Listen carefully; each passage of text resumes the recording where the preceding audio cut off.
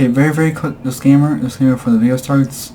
I recorded it, and for some reason my microphone had not recorded anything I said, so sorry, but this is kind of like a one-time thing. You can't really play it again. It was a video of me playing the Stanley which is Deluxe, but you can't really play it again because endings don't come out the same, I don't think. So sorry, you're not going to be able to hear my horrible voice, but just know I didn't really say anything too important like usual. I just kind of read everything I saw in the museum and a few other random things, but it's just sorry, it's no audio. I don't want to record it because I can't really do it again. So just sorry about the audio you're going to be hearing the game, it's just not me, right? So I hope you have a good day. I'm sorry.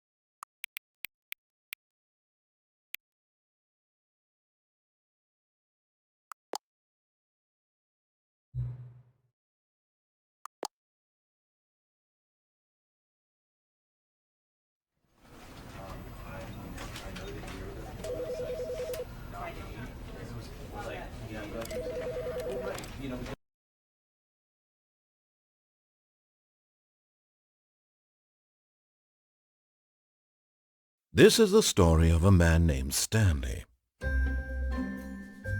Stanley worked for a company in a big building where he was employee number 427. Employee number 427's job was simple. He sat at his desk in room 427 and he pushed buttons on a keyboard. Orders came to him through a monitor on his desk, telling him what buttons to push, how long to push them, and in what order. This is what employee 427 did every day of every month of every year. And although others might have considered it soul-ripping, Stanley relished every moment that the orders came in, as though he had been made exactly for this job. And Stanley was happy. And then one day, something very peculiar happened. Something that would forever change Stanley. Something he would never quite forget. He had been at his desk for nearly an hour when he realized that not one single order had arrived on the monitor for him to follow. No one had showed up to give him instructions, call a meeting, or even say hi. Never in all his years at the company had this happened, this complete isolation. Something was very clearly wrong. Shocked, frozen solid, Stanley found himself unable to move for the longest time. But as he came to his wits and regained his senses, he got up from his desk and stepped out of his office.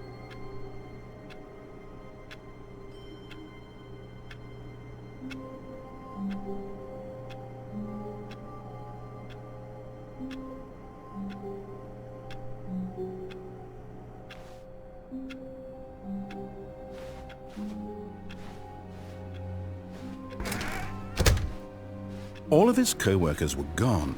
What could it mean? Stanley decided to go to the meeting room. Perhaps he had simply missed a memo.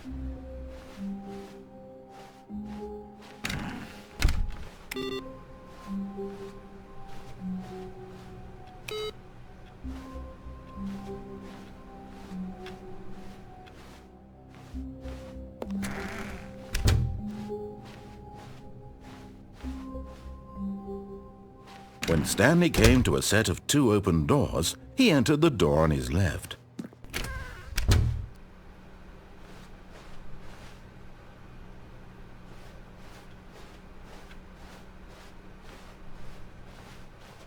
Yet there was not a single person here either.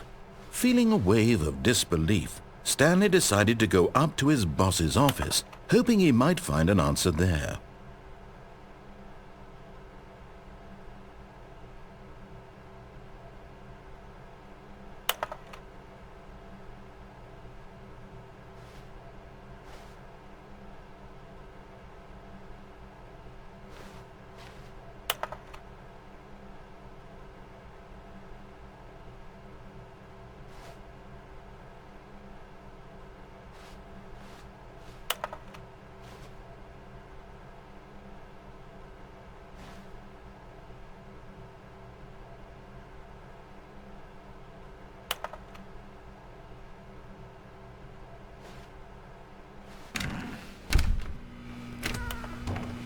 Stanley stepped into the broom closet, but there was nothing here, so he turned around and got back on track.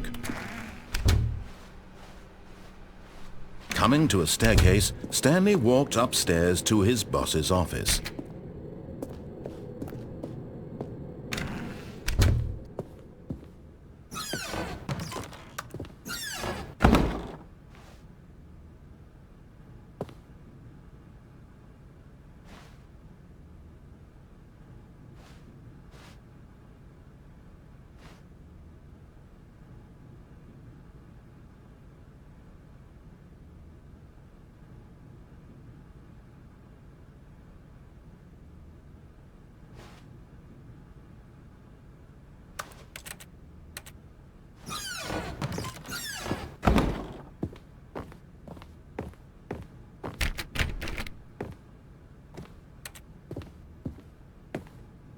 Stepping into his manager's office, Stanley was once again stunned to discover not an indication of any human life.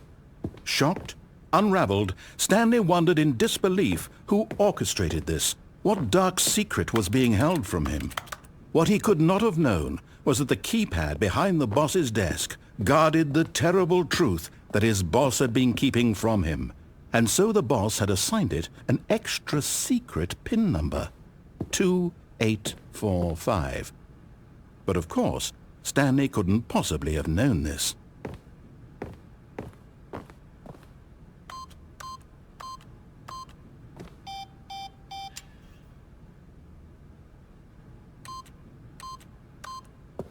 Stanley just sat around twiddling his... Yet incredibly, by simply pushing random buttons on the keypad, Stanley happened to input the correct code by sheer luck.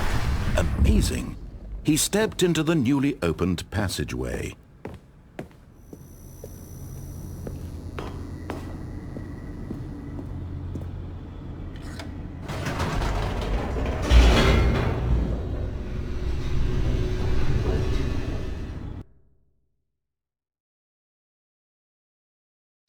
Descending deeper into the building, Stanley realized he felt a bit peculiar. It was a stirring of emotion in his chest, as though he felt more free to think for himself, to question the nature of his job. Why did he feel this now, when for years it had never occurred to him? This question would not go unanswered for long.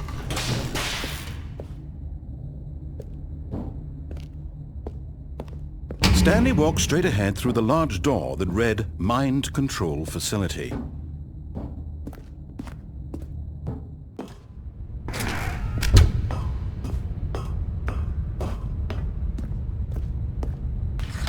The lights rose on an enormous room packed with television screens.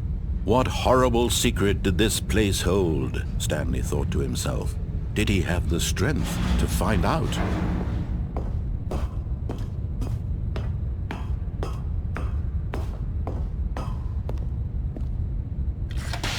Now the monitors jumped to life, their true nature revealed. Each bore the number of an employee in the building, Stanley's co-workers.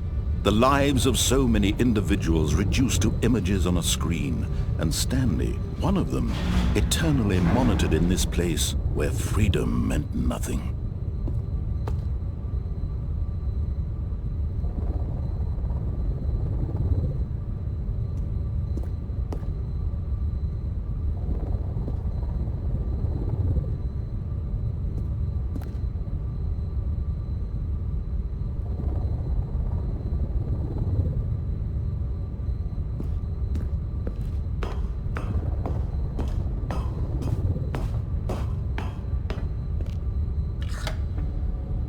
This mind control facility, it was too horrible to believe. It couldn't be true.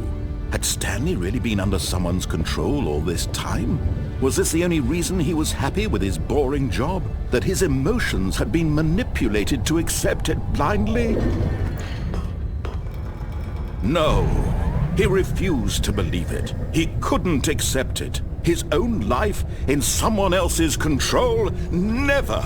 It was unthinkable. Wasn't it? Was it even possible? Had he truly spent his entire life utterly blind to the world? But here was the proof. The heart of the operation. Controls labeled with emotions. Happy, or sad, or content. Walking, eating, working. All of it monitored and commanded from this very place. And as the cold reality of his past began to sink in, Stanley decided that this machinery would never again exert its terrible power over another human life. For he would dismantle the controls once and for all.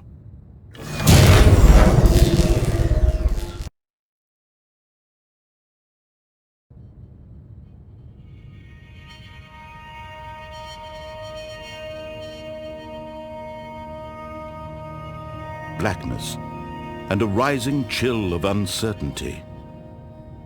Was it over? Yes! He had won! He had defeated the machine! Unshackled himself from someone else's command. Freedom was mere moments away! And yet, even as the immense door slowly opened, Stanley reflected on how many puzzles still lay unsolved. Where had his co-workers gone? How had he been freed from the machine's grasp? What other mysteries did this strange building hold? But as sunlight streamed into the chamber, he realized none of this mattered to him, for it was not knowledge or even power that he had been seeking, but happiness. Perhaps his goal had not been to understand, but to let go. No longer would anyone tell him where to go, what to do, or how to feel. Whatever life he lives, it will be his. And that was all he needed to know. It was perhaps the only thing worth knowing. Stanley stepped through the open door. Stanley felt the cool breeze upon his skin, the feeling of liberation, the immense possibility of the new path before him. This was exactly the way, right now, that things were meant to happen. And Stanley was happy.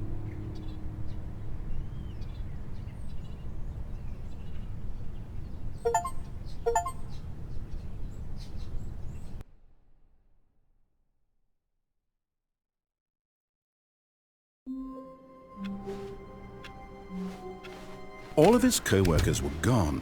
What could it mean? Stanley decided to go to the meeting room. Perhaps he had simply missed a memo.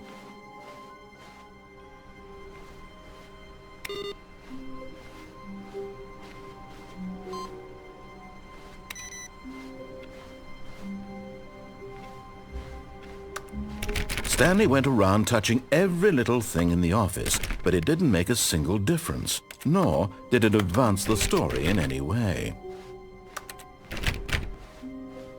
When Stanley came to a set of two open doors, this was not the correct way to the meeting room, and Stanley knew it perfectly well.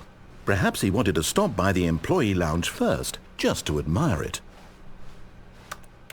Ah, yes, truly a room worth admiring. It had really been worth the detour after all, just to spend a few moments here in this immaculate, beautifully constructed room. Stanley simply stood here, drinking it all in.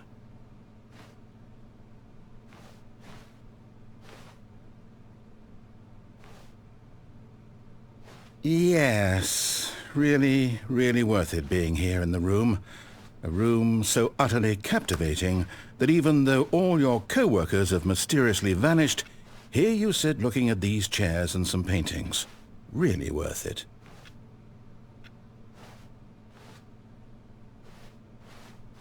But eager to get back to business, Stanley took the first open door on his left.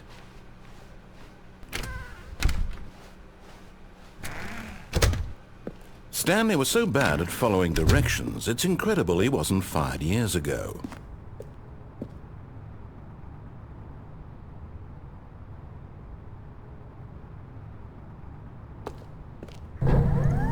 Look, Stanley, I think perhaps we've gotten off on the wrong foot here. I'm not your enemy, really, I'm not. I realize that investing your trust in someone else can be difficult, but the fact is that the story has been about nothing but you all this time.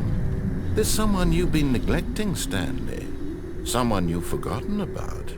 Please, stop trying to make every decision by yourself. Now, I'm not asking for me. This is it, Stanley. Your chance to redeem yourself. To put your work aside. To let her back into your life. She's been waiting.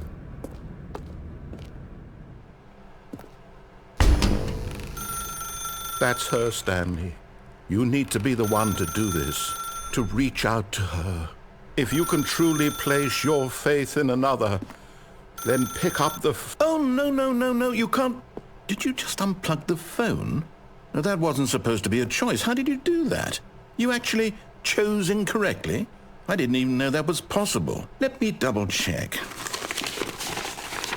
No, it's definitely here, clear as day. Stanley picks up the phone. He's taken to his apartment where he finds his wife, and the two pledge themselves to one another. Music comes in, fade to white, roll credits. Not picking up the phone is actually somehow an incorrect course of action. How is that even possible? None of these decisions were supposed to mean anything. I don't understand. How on earth are you making meaningful choices? What did you... Wait a second. Did I just see... No, that's not possible. I can't believe it. How had I not noticed it sooner? You're not Stanley. You're a real person. I can't believe I was so mistaken. This is why you've been able to make correct and incorrect choices. And to think I've been letting you run around in this game for so long. If you'd made any more wrong choices, you might have negated it entirely. It's as though you completely ignored even the most basic safety protocol for real-world decision-making. Or did you not grasp the severity of the situation? Well, I won't have that kind of risk on my watch. I'm going to stop the game for a moment so we can educate you properly on safe decision-making in the real world. Please observe this helpful instructional video. Choice. It's the best part of being a real person. But if used incorrectly, can also be the most dangerous. For example, in this scenario, a hypothetical real person named Rupert has a choice. He could invent a machine that eliminates food shortages across the world to make life better for all people. Or he could spend years of hard work forgetting how to read. Which choice would you make? Remember that unlike here, the real world makes sense, and at no time should you make a choice that does not conform to rational logic. If you find yourself speaking with a person who does not make sense, in all likelihood, that person is not real. Allow the person to finish their thought, then provide an excuse why you cannot continue talking. Turn to a partner and practice saying, "My goodness, is it 4:30? I'm supposed to be having a back, sack, and crack." Excellent. Making choices on a regular basis is the best part to a healthy decision-making process. Most medical professionals recommend making at least 8 choices per day. Do you make more than 8? Less? And finally, if you begin to wonder if your choices are actually meaningful and whether you'll ever make a significant contribution to the world, just remember that in the vast infiniteness of space, your thoughts and problems are materially insignificant, and the feeling should subside. At this time, your instructor will guide you in an exercise to test and reinforce the material covered in this video. Welcome back. You may have noticed that this room has begun to deteriorate as a result of narrative contradiction. But not to worry. Now that you're properly informed on good decision-making, we're going to revisit a choice you made just a few minutes ago and see what the correct thing to do would have been. This way, please.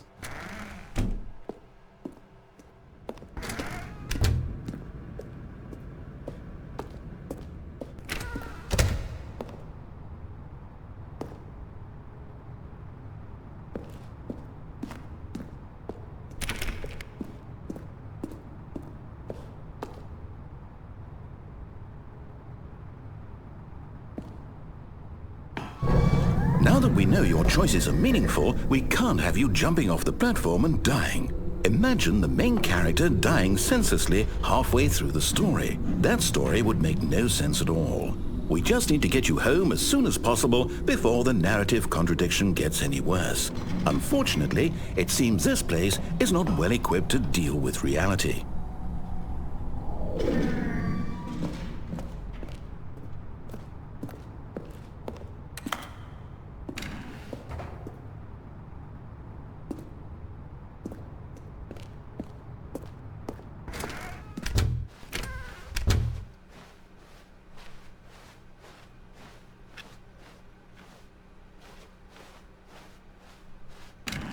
Almost there. You'll take the door on the left, back to the correct ending, the story will have resolution once again, and you'll be home free in the real world.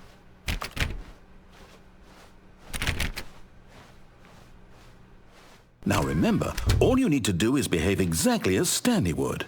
That means choosing responsibly and always putting the story first. I'm quite sure you'll be up to the task. Just follow my lead and you'll be fine. All right.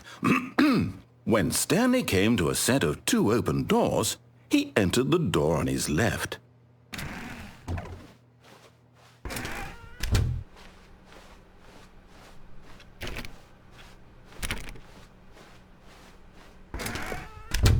Yet there was not a single person here either. Feeling a wave of disbelief, Stanley decided to go up to his boss's office, hoping he might find an answer there.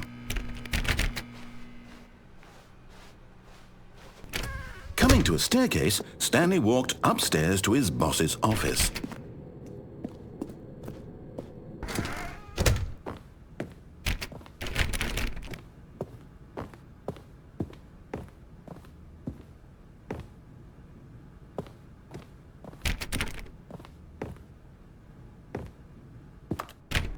Stepping inside his manager's office, Stanley was once again stunned to discover not an indication of any human life. Shocked, unraveled, Stanley wondered in disbelief who orchestrated this, until he saw the door with a voice receiver next to it. Surely behind this door lay all the answers to his questions. And beyond all probability, he knew the passcode. He had seen it on his boss's computer just last week. Nightshark 115. Was this the code to open the door? Would it still work? There was only one way to find out. Stanley had been trained never to speak up, but now he would draw from within himself the courage to face the unknown. He drew a sharp breath and then spoke the code.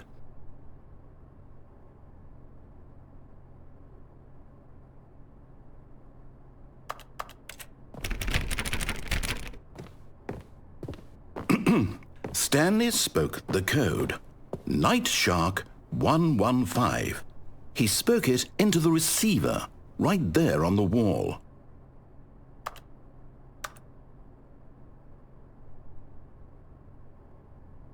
I'm sorry, is there a problem? You didn't mishear me, did you? Please speak the code into the receiver.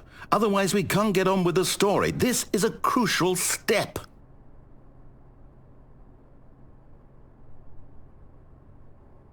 Okay, fine, you're not going to do it, but you know what? It's pretty humiliating to bring you this far, only for you to suddenly decide you have better things to do. I asked you for this one single thing, for your respect. The kind of respect Stanley shows for his choices. He knows what it means to take a story seriously.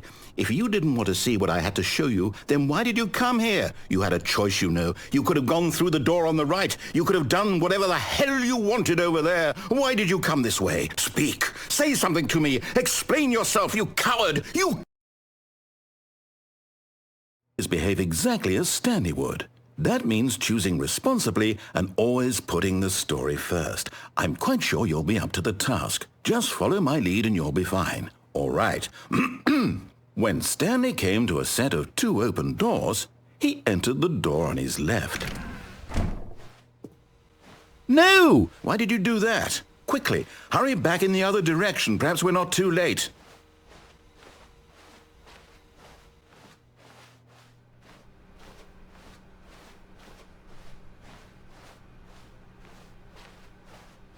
Oh, it's it's ruined.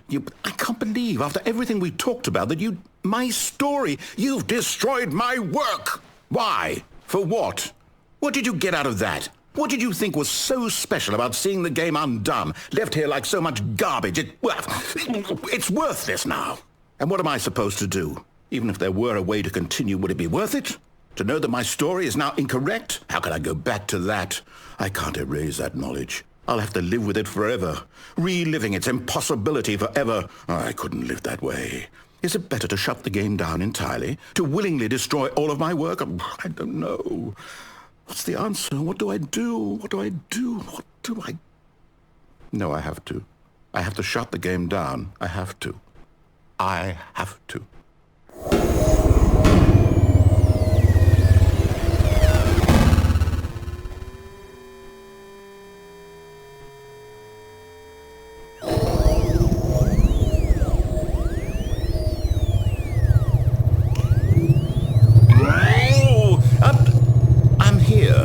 I'm still here in this pile of rubbish, with you, who thought you were so clever.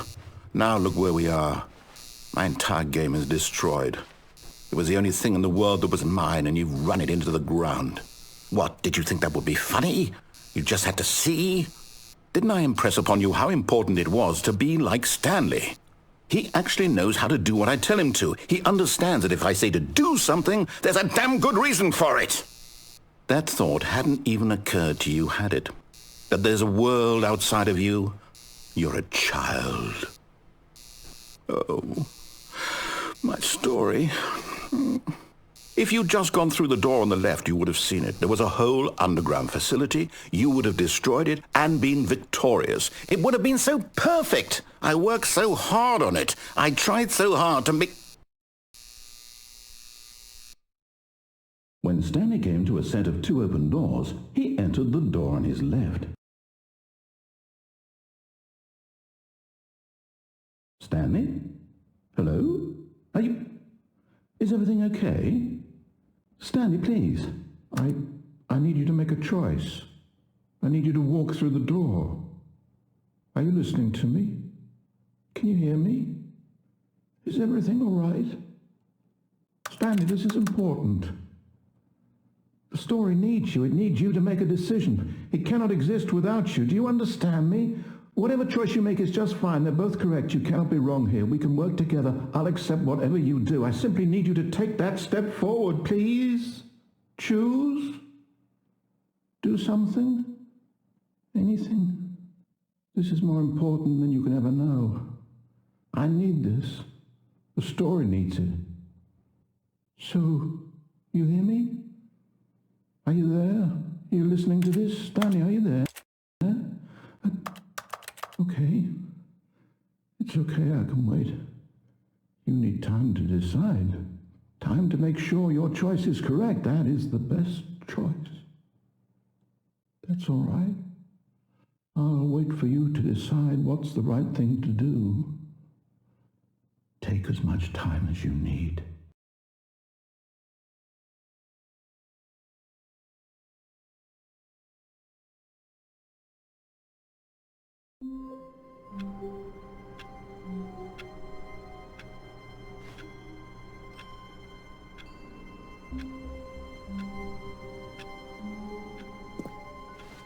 All of his co-workers were gone. What could it mean? Stanley decided to go to the meeting room. Perhaps he had simply missed a memo.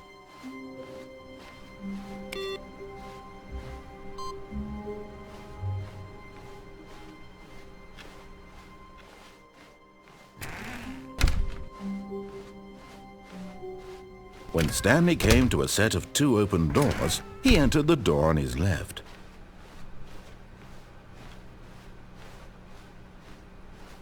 Yet there was not a single person here either. Feeling a wave of disbelief, Stanley decided to go up to it. Oh no, no, not again. I won't be part of this. I'm not going to encourage you. I'm not going to say anything at all. I'm just going to be patient and wait for you to finish whatever it is you enjoy doing so much in this room. Please take your time.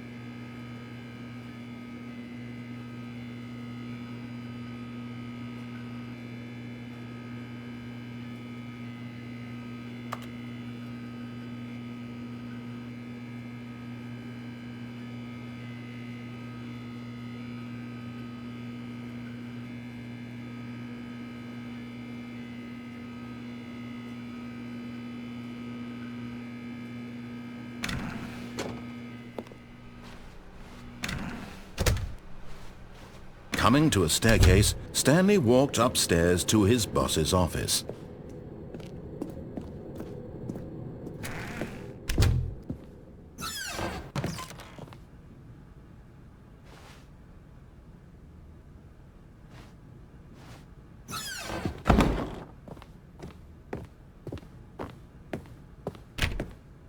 Stepping into his manager's office, Stanley was once again stunned to discover not an indication of any human life. What could it mean? Stanley wondered aloud to nobody. He began wildly tearing. Stanley was in such a rush to get through the story as quickly as possible, he didn't even have a single minute to just let the narrator talk. That kind of anxiety isn't healthy, so he relaxed for a few moments with some calming New Age music.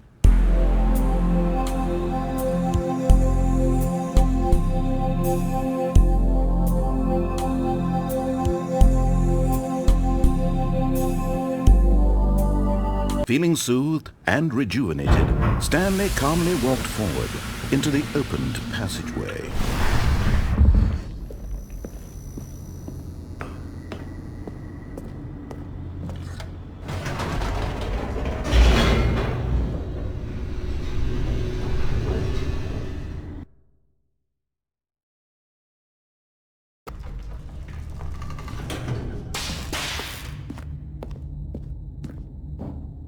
Stanley walked straight ahead through the large door that read Mind Control Facility. Although this passageway had the word Escape written on it, the truth was that at the end of this hall, Stanley would meet his violent death. The door behind him was not shut. Stanley still had every opportunity to turn around and get back on track. At this point, Stanley was making a conscious, concerted effort to walk forward and willingly confront his death.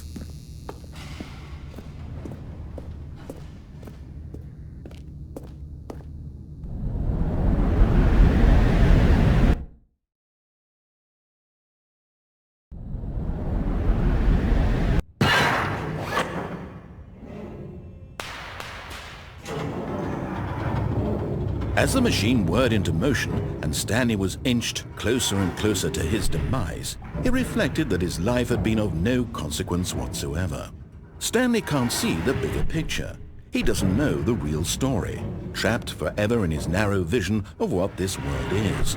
Perhaps his death was of no great loss, like plucking the eyeballs from a blind man. And so he resigned and willingly accepted this violent end to his brief and shallow life. Farewell, Stanley.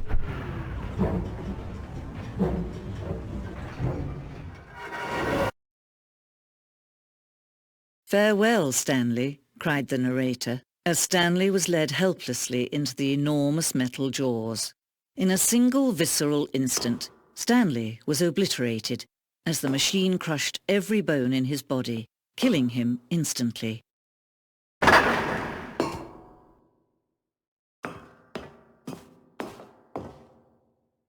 And yet it would be just a few minutes before Stanley would restart the game, back in his office, as alive as ever.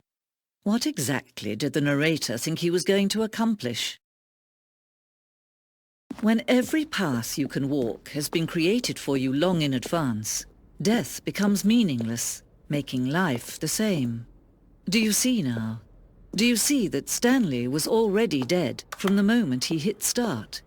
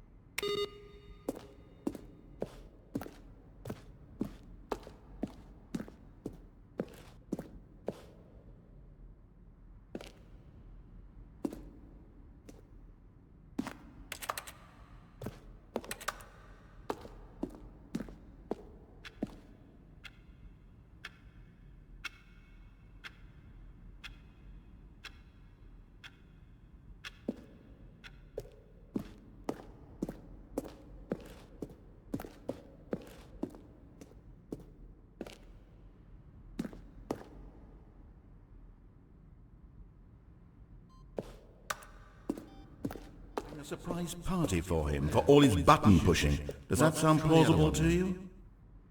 Stanley pushed the big red button. When Stanley came to the lift,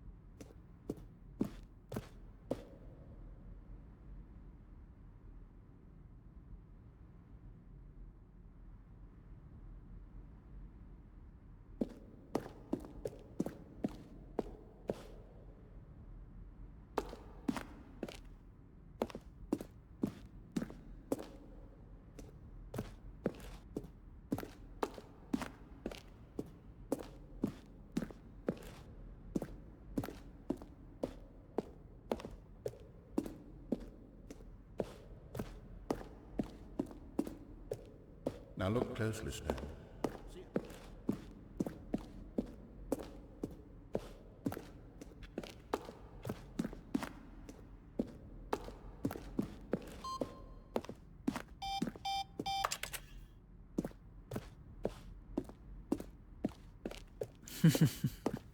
Oh, look at these two. How they wish to destroy one another. How they wish to control one another. How they both wish to be free. Can you see? Can you see how much they need one another? No, perhaps not. Sometimes these things cannot be seen. But listen to me. You can still save these two. You can stop the program before they both fail. Push escape and press quit. There's no other way to beat this game. As long as you move forward, you'll be walking someone else's path. Stop now and it'll be your only true choice. Whatever you do, choose it. Don't let time choose for you. Don't let...